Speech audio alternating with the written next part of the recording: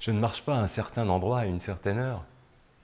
Je marche tout court, allant d'un point à un autre pour affaires privées qui se traitent en ces points, et non pas en parcours.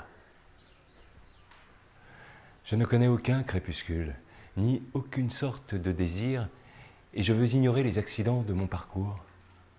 J'allais de cette fenêtre éclairée derrière moi là-haut à cette autre fenêtre éclairée là-bas devant moi, selon une ligne bien droite qui passe à travers vous, parce que vous vous y êtes délibérément placé.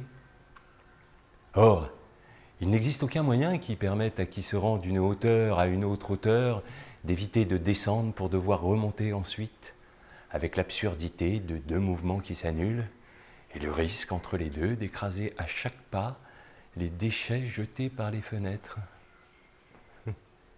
Plus on habite haut, plus l'espace est sain, mais plus la chute est dure. Et lorsque l'ascenseur vous a déposé en bas, il vous condamne à marcher au milieu de tout ce dont on n'a pas voulu là-haut, au milieu d'un tas de souvenirs pourrissants. Comme au restaurant, lorsqu'un garçon vous fait la note et énumère à vos oreilles écœurées tous les plats que vous digérez déjà depuis longtemps. Il aurait d'ailleurs fallu que l'obscurité fût plus épaisse encore et que je ne puisse rien apercevoir de votre visage. Alors j'aurais peut-être pu me tromper sur la légitimité de votre présence et de l'écart que vous faisiez pour vous placer sur mon chemin. Et à mon tour, faire un écart qui s'accommoda au vôtre. Mais quelle obscurité serait assez épaisse pour vous faire paraître moins obscure qu'elle ? Il n'est pas de nuit sans lune qui ne paraisse être midi si vous vous y promenez. Et ce midi-là me montre assez que ce n'est pas le hasard des ascenseurs qui vous a placé ici, mais une imprescriptible loi de pesanteur qui vous est propre, que vous portez visible sur les épaules, comme un sac, et qui vous attache à cette heure, en ce lieu, d'où vous évaluez en soupirant la hauteur des immeubles.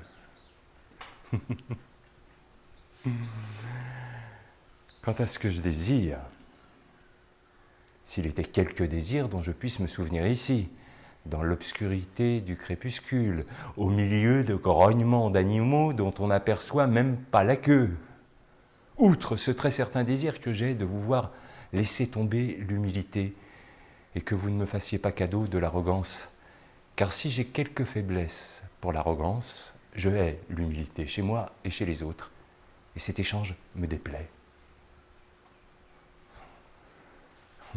Ce que je désirerais, vous ne l'auriez certainement pas. Mon désir, s'il en est un, si je vous l'exprimais, brûlerait votre visage, vous ferait retirer les mains avec un cri, et vous vous enfuiriez dans l'obscurité comme un chien qui court si vite qu'on n'en aperçoit pas la queue.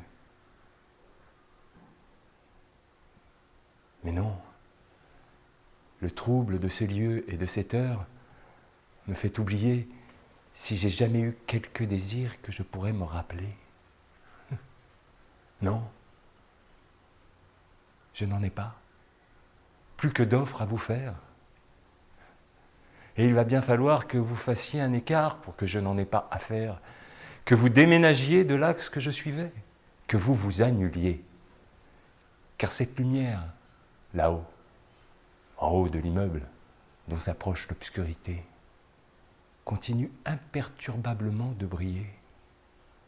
Elle troue cette obscurité comme une allumette enflammée troue le chiffon qui prétend l'étouffer.